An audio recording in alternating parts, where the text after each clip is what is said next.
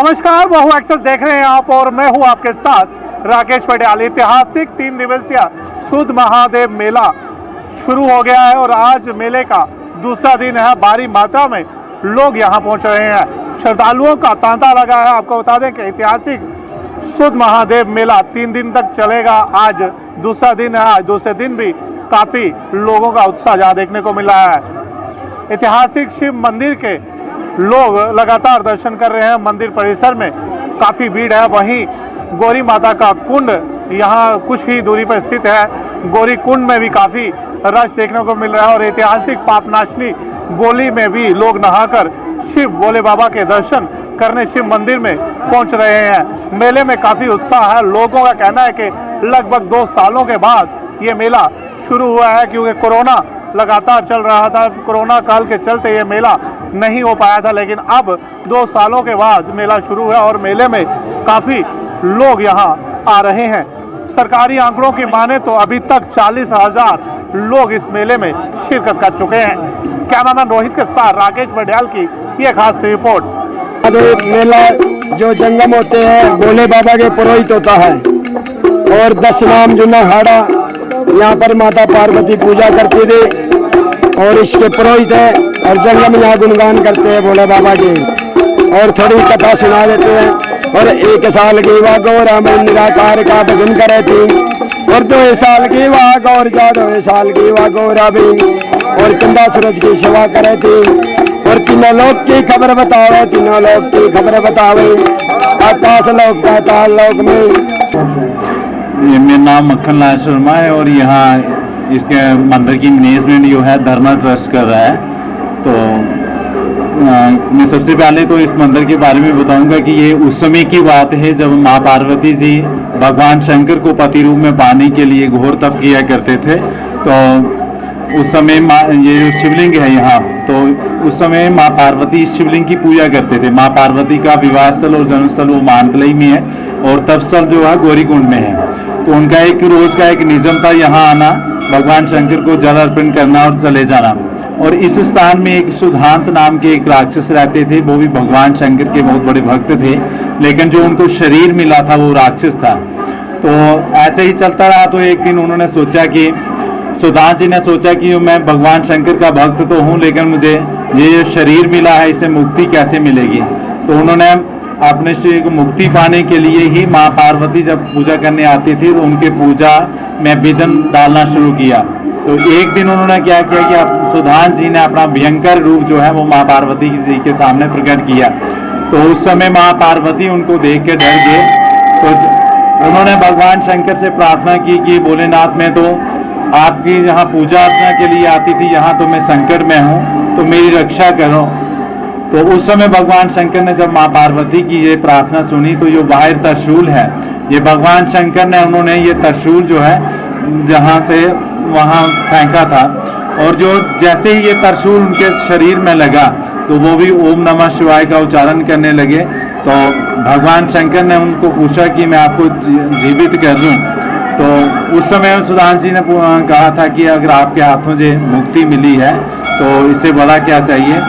तो भगवान शंकर ने कहा कि कुछ वर मांग लो। तो उसी दिन उन्होंने सुधांत जी ने मांगा था कि अगर भगवान देना है तो कुछ ऐसे दीजिए कि जो मेरा नाम है वो अपने नाम के साथ जोड़ दीजिए। तो उसी दिन से इस स्थान का जो नाम है शुद्ध महादेव पड़ा था। और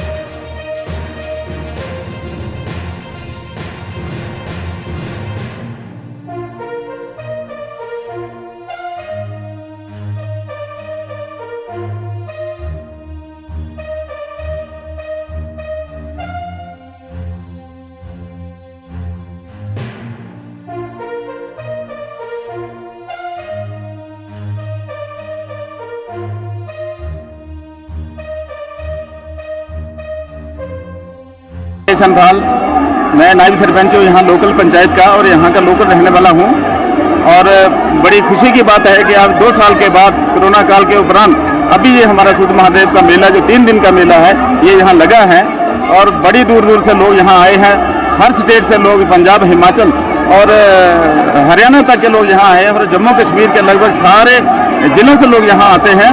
और ये मेला बहुत ही हिस्टोरिकल मेला है, सदियों से ये मेला लगता आ रहा है।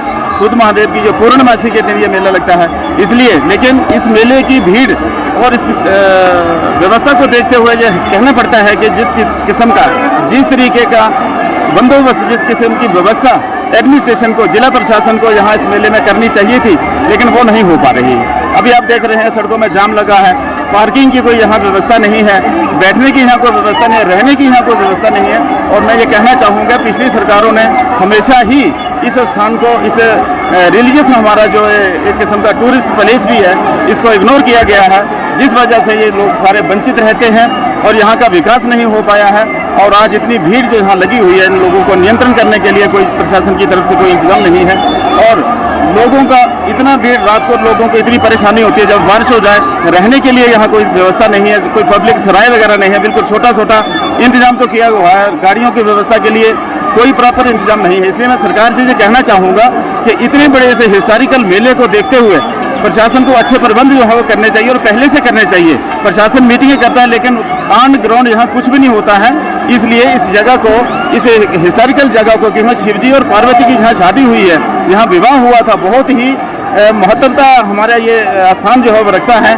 शिवजी महाराज के जहाँ बरात यहाँ आई थी मानतलाई में, अभी जो इंटरनेशनल योगा सेंटर बन रहा है, लेकिन इस एरिया को, इस टूरिज्म की पोटेंशियल को देखते हुए सरकार को जो कदम यहाँ उठाने चाहिए थे वो नहीं उठाया गया है। इसलिए मैं फिर भी अपनी एलजी सरकार को, उधमपुर की जिला एडमिनिस्ट्रेशन को ये कहना चाहूँगा कि आइंदा के लिए इस मेले को एक हिस्टोरिकल मेला मद्देनजर रखते हुए अच्छी से व्यवस्था की जाए, ताकि आने जाने वाले श्रद्धालुओं को यहाँ को किसी किस्म की दिक्कत का सामना न करना पड़े।